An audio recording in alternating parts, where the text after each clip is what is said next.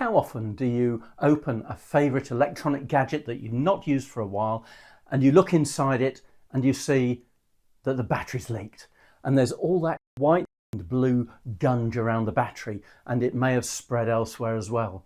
So how do you clean it out? What's the best way to recover your equipment so you can use it again? Well, in this video, I'm going to show you what I did when I discovered in fact, it was a clock of mine, the battery had leaked. Obviously, the best advice is to say that if you're leaving a piece of equipment for a while and it's got batteries in it, take the batteries out.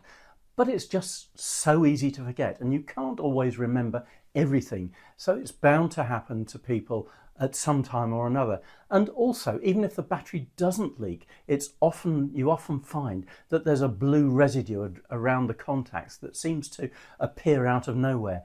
How do you clean that away as well? So in this video, what I'm going to do is to give you the steps that you can take, look at what I did to see how to bring your equipment back to where it was operational again. This is for the non-rechargeable batteries, which these days are mainly the alkaline types, alkaline manganese.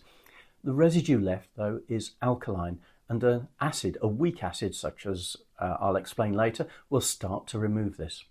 It's also worth noting that the rechargeables used in electronic gadgets are typically lithium-ion, and this is a completely different technology. There are a number of steps that people take, and often people will use things like bicarbonate of soda, as you see here, or maybe even some white wine vinegar, or another one is lemon juice. These all help. In fact, bicarbonate of soda is slightly alkaline, and I've used bicarbonate of soda as well, and it does work, but it's also alkaline, but it works because it's less alkaline than the leakage from the battery. Probably the best is either lemon juice or vinegar, and my preference actually is for lemon juice because it's easy to obtain, it doesn't smell as bad as vinegar, and you can dilute it down a bit as well so that you can get a gentle action on any of the residue. So here you see the poor old clock module, and if we turn it over and open it up, you can, yes, if I can open it up, yeah, you can see that horrible gunge around the battery. The first stage obviously is to remove the battery as best we can, and this might be a little easier said than done, but let's have a go at that and see what we can do. Oh yeah, it's coming out, and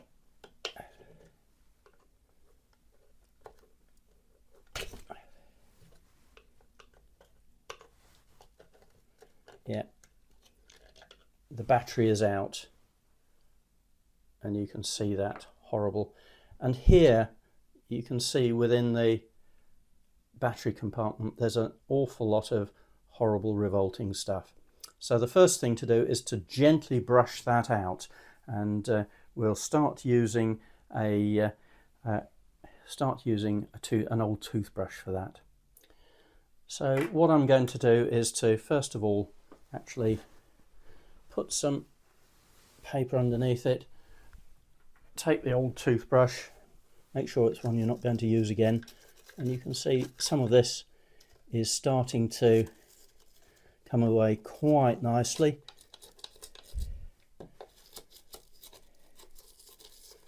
Yeah, we'll do a good bit of brushing to try to remove that as much as we can and empty it onto the paper so we can dispose of that safely without it going everywhere, because it is quite alkaline and might,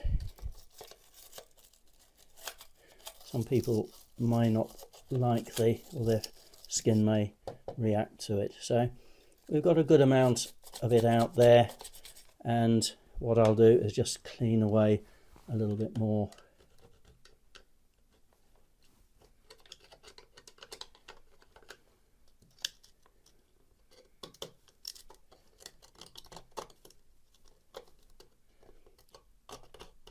You may need to use the screwdriver just to scrape a little bit harder.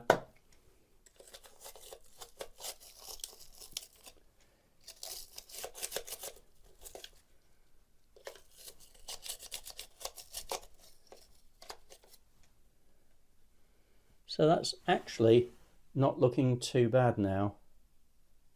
If we can get that in focus, that's looking quite a lot better than it was.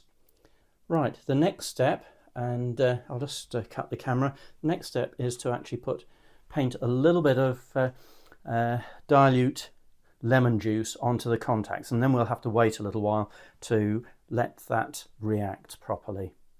Right, I've now cleared the battery and all its associated residue out of the off the paper, and I've cleared that away. And what I need to do now, I've got some lemon juice in there, and I need to carefully put this, just paint this around here so it doesn't go, and you can actually start to see it fizzing a bit as well. So without putting too much, I might have put a little bit too much on there, but we can make sure that it then removes the remaining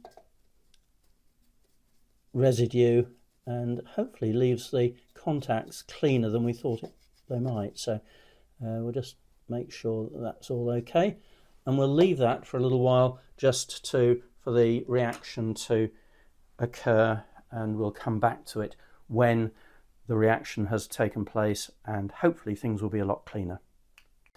Right, well, the lemon juice seems to have done its job, and it's looking an awful lot cleaner now. So what I'm going to try and do is just rinse some of the lemon juice off, making sure that I don't get any water into the electrical compartment, and then we'll need to dry it off.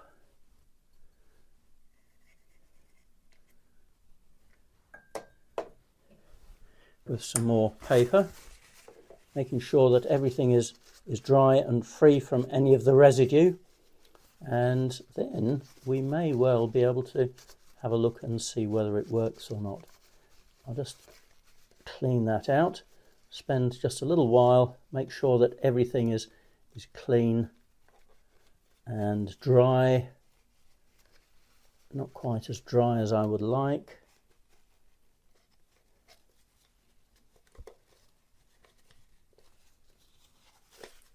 Okay, we'll give that a minute or two just to finalise drying off, maybe do a little bit more rinsing round, but the great thing is or the main thing is to make sure that we don't get any water in the clock itself.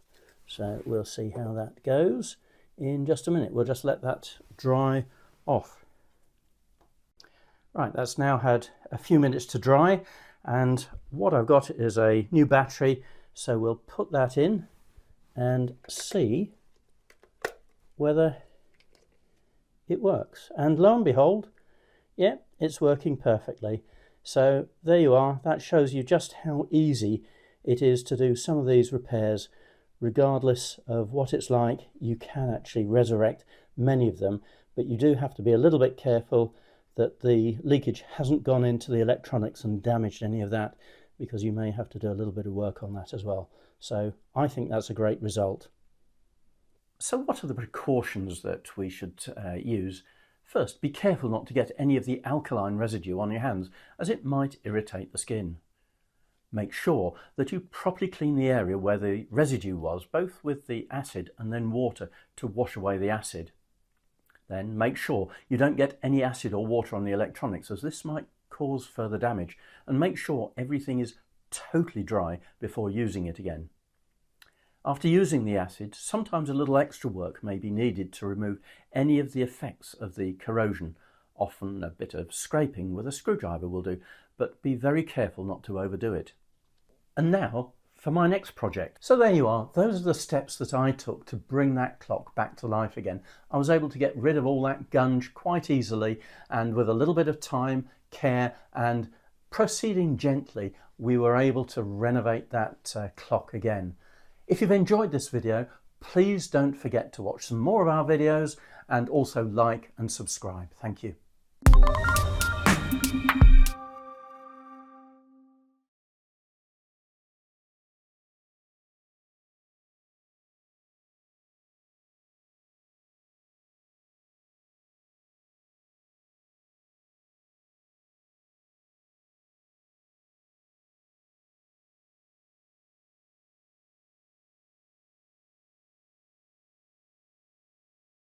white